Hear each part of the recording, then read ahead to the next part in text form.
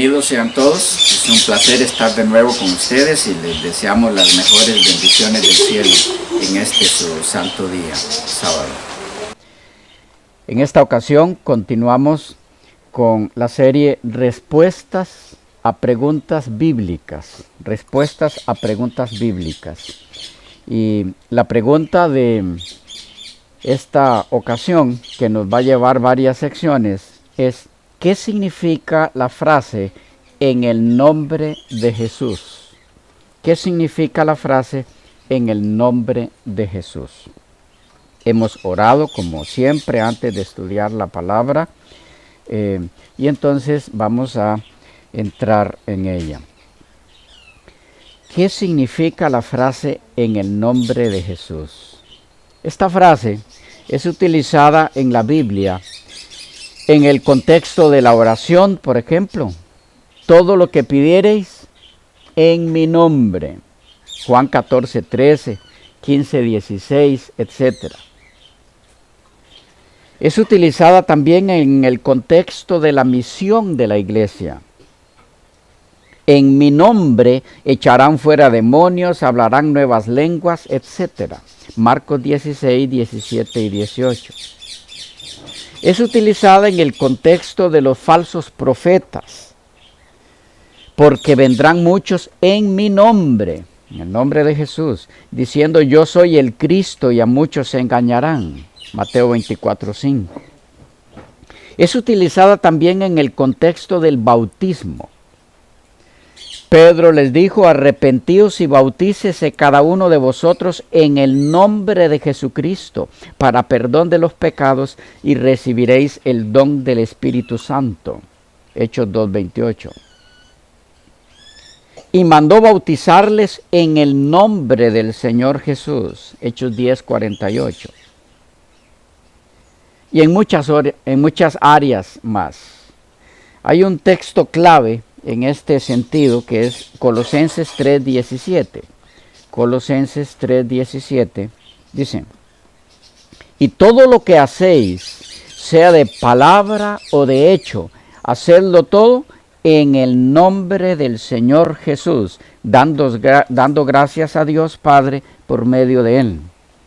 O sea que la frase "en el nombre de Jesús" está involucrada en las Escrituras en muchos contextos. Así que eso ya nos dice que su significado es profundo, es amplio. No es tan simple como pareciera. No es una simple fórmula como algunos piensan. Por ejemplo, en el caso de su uso en el bautismo, hay quienes insisten en que la única forma de que el bautismo en agua sea válido es que se use la fórmula "en el nombre de Jesús", y que eso es lo que hace válido el bautismo.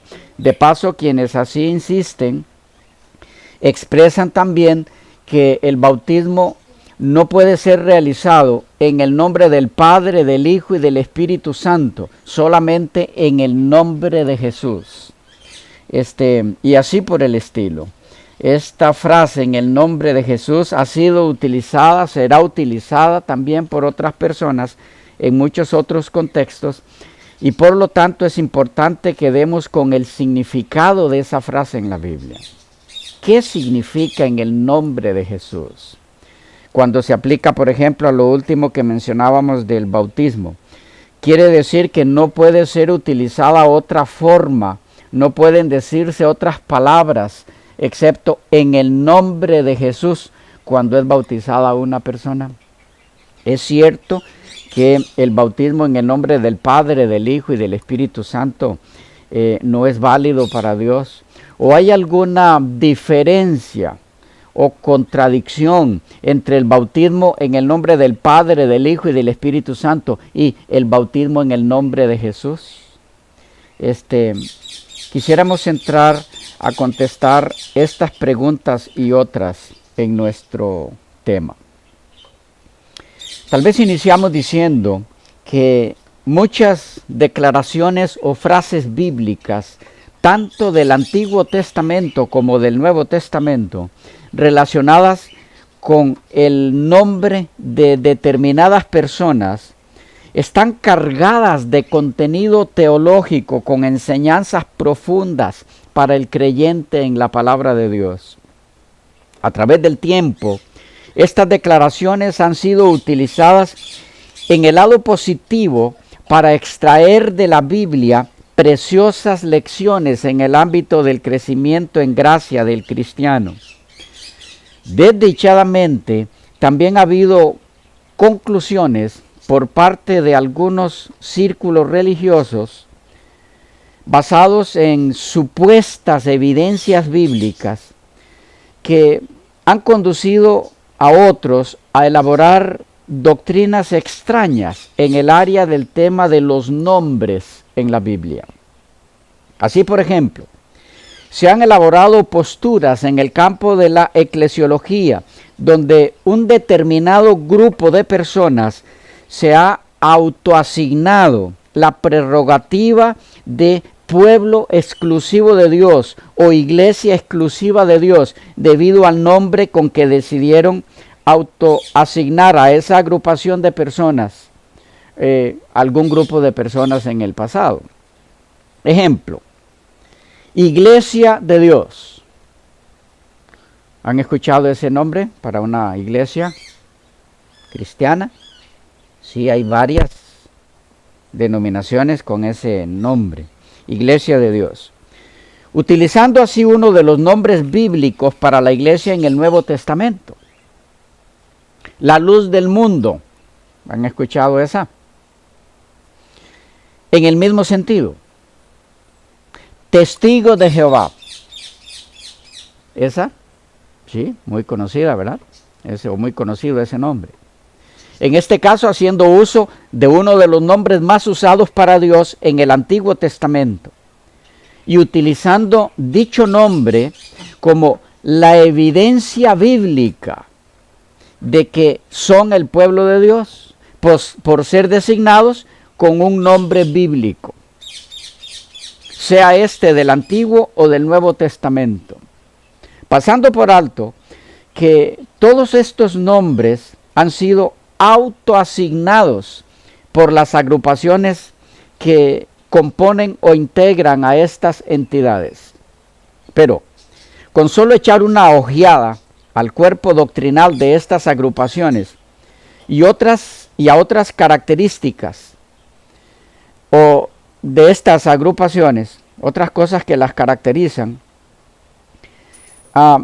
puede verse que el nombre en el que se basan para decir que son la iglesia de Dios, por el hecho de utilizar un nombre bíblico o un título basado en un nombre bíblico, está lejos de ser la evidencia que demuestre que tal agrupación es la iglesia de Dios o el pueblo de Dios.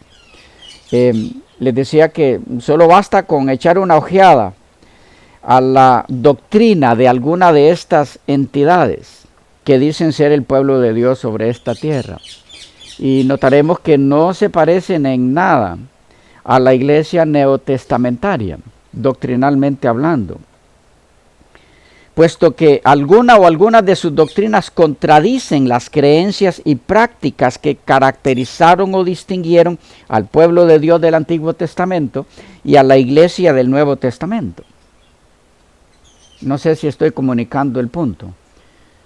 El utilizar un nombre en un título no hace de esa entidad que haga eso la iglesia de Dios o el pueblo de Dios. Algunos ejemplos. Los que se han autoasignado el nombre testigos de Jehová aseveran, insisten, defienden el ser la única agrupación religiosa en el mundo, con derecho a ser considerada el pueblo de Dios, por el simple hecho del nombre que según ellos los identifica. Pero al ir a las escrituras del Antiguo Testamento, de donde ellos tomaron el nombre para su agrupación, puede verse que el nombre Jehová, en lo que respecta a identificación con una agrupación de personas denominada pueblo de Dios, pueblo de Israel, está inseparablemente identificado con la práctica de la observancia del día sagrado del Jehová del Antiguo Testamento, el sábado. Esa era la señal de su identificación como pueblo de Jehová, la señal de pertenencia a él como pueblo. Por ejemplo, en Ezequiel 20:12, y leo de la traducción Nuevo Mundo en este caso, la edición 1967, dice: y mis sábados también les di para llegar a ser una señal entre mí. ¿Quién está hablando? Jehová. Y mis sábados también les di para llegar a ser una señal entre mí y ellos, para que ellos supiesen que yo soy Jehová quien los santifica. Lo mismo ocurre en Ezequiel 20:20. Y santifiquen mis propios sábados. Y ellos tienen que servir como señal entre mí y ustedes, para que ustedes sepan que yo soy Jehová su Dios. De la misma versión Nuevo Mundo. Como puede verse, la señal que identificaba al pueblo de Jehová, a los testigos de Jehová, a los representantes de Jehová en el Antiguo Testamento como tales, era principalmente, y que de paso los distinguía de todos los demás pueblos vecinos, cercanos y lejanos, la observancia del sábado como día de reposo. Pero no se ve esto en la agrupación llamada hoy día Testigos de Jehová, ¿o sí? Por el contrario, su literatura está cargada con supuestos argumentos en contra de la observancia del sábado como día del Señor. Supuestos argumentos válidos, porque argumentos son, pero no válidos. Tirando por la borda de esa forma, precisamente lo que les identificaría como los continuadores de esa entidad veterotestamentaria o del Antiguo Testamento, siendo que Jehová mismo fue quien escogió esa práctica, la observancia del sábado como día de reposo, como señal de la identidad de su pueblo con él. ¿Me captan? Lo que identifica a una entidad, a una agrupación como pueblo de Dios, no es el título que se pongan. Son las prácticas que viven, las doctrinas que enseñan. Eso identifica o no a esa entidad perdón, con Dios. Otro ejemplo, Iglesia Apostólica de la Fe en Cristo Jesús. Noten allí cuántos nombres hay, cuántos, ¿qué decimos? Títulos. Iglesia Apostólica, en referencia a los apóstoles. De la Fe en Cristo Jesús, en relación a nuestro Señor. Más comúnmente conocida como los Solo Jesús, así comúnmente se les conoce a ellos. Ese nombre, autoasignado por ellos para su agrupación, está bien recargado de nombres y títulos del Nuevo Testamento. Y eso es usado por algunos de sus integrantes como evidencia bíblica de que son la iglesia de Dios. Continuadora de la iglesia apostólica, porque ¿cómo se llaman? Iglesia apostólica. Pero, al indagar en el cuerpo doctrinal de esta entidad así autoasignada por sus integrantes primarios, se puede ver fácilmente que, entre otras cosas, una de las características básicas de todo lo que los identifica a ellos, principalmente el hacer uso del nombre de Cristo, según en el Nuevo Testamento se hace ver que es o son o debieran ser los que utilizan su nombre, los representantes de él. Una de las características básicas de esa iglesia apostólica real, la dirigida por los apóstoles, era la sujeción, el respeto, la observancia y la obediencia a la ley de Dios, los 10 mandamientos. ¿Era o no era así eso? Obedecía a la iglesia apostólica los mandamientos de Dios. Bueno, En 2 Timoteo 2:19, la versión Reina Valera dice: pero el fundamento de Dios está firme teniendo este sello. Conoce el Señor a los que son suyos. ¿Qué está diciendo allí? Lo que identifica a los que son del Señor es lo siguiente. ¿De acuerdo? Conoce el Señor a los que son suyos. ¿Y cuál es lo que los identifica? Dice: y apártese de iniquidad todo aquel que invoca el nombre de Cristo. Notemos algo muy importante en este texto. En cuanto a su vinculación o relación con el texto del Antiguo Testamento que identifica o caracteriza al pueblo de Dios, al pueblo de Yahvé. Y es que ambos casos, en ambas ocasiones, la señal identificatoria del pueblo de Dios, sea del Antiguo o del Nuevo Testamento, es su obediencia a la ley de Dios. ¿Lo captaron? El texto de Ezequiel especifica esa señal en el 4º mandamiento de la ley, el sábado como día de reposo de Yahvé. Mientras que Pablo, en la segunda carta a Timoteo, hace mención de esa misma señal de identidad del pueblo de Dios del Nuevo Testamento, la iglesia neotestamentaria, la iglesia apostólica, los invocadores del nombre de Cristo, abarcando la ley toda, el decálogo completo. Es que no puede ser de otra forma. Ambas entidades, el Israel de Dios del Antiguo Testamento y el Nuevo Israel, la iglesia cristiana, fueron escogidos, organizados y establecidos por el mismo Dios. ¿O son dos diferentes? Uno del Antiguo y otro del Nuevo. No, es el mismo Dios.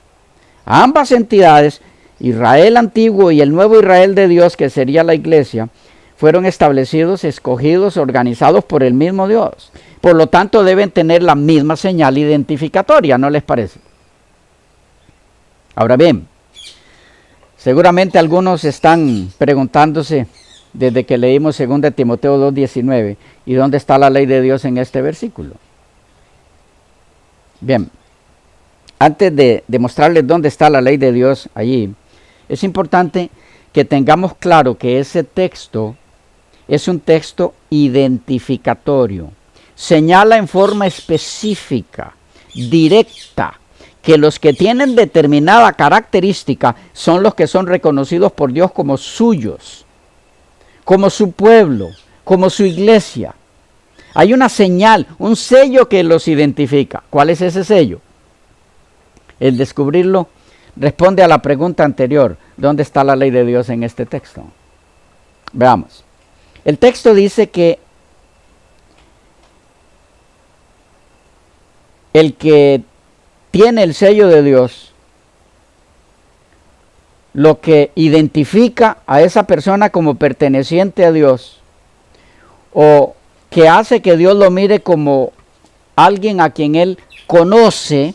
Vamos a ver en este estudio lo que significa ser conocido por Dios o conocer a Dios. Es el hecho de que esa persona o esa agrupación de personas se ha apartado de la iniquidad. La palabra iniquidad es traducción del verbo griego. La palabra iniquidad aquí en este texto es traducción del verbo griego adikías. Adikías es la palabra 93 en los números Strong y significa injusticia legal en relación a la ley de Dios. Significa maldad, significa iniquidad. Denota violación de la ley divina y encabeza la lista de vicios en Romanos 1:29, la misma palabra. En el Antiguo Testamento, adiquía es principalmente pecado contra Dios. Pueden verlo en Isaías 43, 24 y 25, que ustedes pueden buscar luego. Ahí está el término, en su correspondiente hebreo. Es por eso que en Isaías 43, 24, en la Septuaginta, que es la primera traducción que se hizo del Antiguo Testamento hebreo o hebraico al griego, en esa traducción, Isaías 43, 24, es traducido como la palabra ahí es traducida como adikiais, con el significado de pecado. Pecado. Adikia es entonces, según los léxicos, maldad, perversidad, pecado. Y según la definición bíblica de pecado, el mismo no es otra cosa que violación de la ley. Primera de Juan 3:4. Es por eso que Primera de Juan 5:17 dice, toda adiquía es pecado. Y en Primera de Juan 1:9 dice al final, y nos limpie de toda adiquías. Ahora bien, ¿por qué he traído a colación el significado de este término en 2 de Timoteo 2:19? Porque en este texto es claro que lo que identifica a quienes en forma correcta utilizan el nombre de Cristo no son los que lo hagan como parte del nombre de su agrupación, sino los que se apartan del pecado. Estoy comunicando el punto. Los que se apartan de la violación de la ley de Dios, o lo que es lo mismo, los que obedecen la ley de Dios. Pero si indagamos en las creencias que identifican a la agrupación autodenominada Iglesia Apostólica de la Fe en Cristo Jesús, encontraremos que al igual que los autoasignados testigos de Jehová, enseñan que los creyentes en Cristo no están en la obligación de obedecer o guardar la ley de Dios, puesto que esto, según ellos, ya no debe suceder porque la ley fue clavada, ¿dónde? En la cruz. En el caso de la Iglesia Apostólica, en la cruz. En el caso de los testigos, en el madero. La pregunta es entonces, ¿un nombre autoasignado por ellos mismos los identifica como la Iglesia de Dios cuando algunas de sus enseñanzas están en contra de las enseñanzas de ese Dios a quien dicen representar? ¿Tiene sentido eso? Y así podríamos continuar con muchos otros ejemplos donde el nombre utilizado para pretender identificación con el Dios del cielo o con su pueblo o su iglesia no dice nada al respecto. Y en algunos casos llega a ser hasta una contradicción, como en los casos mencionados. Y en otros, donde los que dicen ser los depositarios de la verdad de Dios se caracterizan por atacar su ley y denigrarla cuando está la representación de su carácter. De allí la importancia de estudiar juntos lo que está detrás, el trasfondo de los nombres en la Biblia. Los nombres en la Biblia representan algo, significan algo. Los de Dios, los de los hombres y mujeres incluidos en su registro, tanto del Antiguo como del Nuevo Testamento. Los de algunas instituciones, cosas y acontecimientos. De tal forma que cuando se dicen las Escrituras, en el nombre de, esa declaración no ha sido hecha en un vacío. Tiene un trasfondo que estamos obligados a conocer si no queremos torcer el significado de dicha frase. El propósito entonces de este estudio es indagar en las Escrituras el significado de ¿cuál frase? En el nombre de Jesús, en este caso. Y entonces estaremos en mejores condiciones para captar qué fue y qué es lo que pretende la Escritura al decirnos lo que se debe hacer en el nombre de Jesús. Podremos entonces entender qué es orar en el nombre de Jesús. Podremos entonces entender qué es bautizar en el nombre de Jesús. ¿Qué significa? Podremos entonces entender qué significa actuar en el nombre de Jesús. Podremos entonces entender qué quiere decir la Biblia con los falsificadores que engañarán en el nombre de Jesús. ¿Ok? Ese es el propósito de este estudio. ¿Qué quiere decir la Biblia con esta frase? Pero se nos fue el tiempo y entonces estaremos iniciando prácticamente el estudio de la frase en la próxima sección.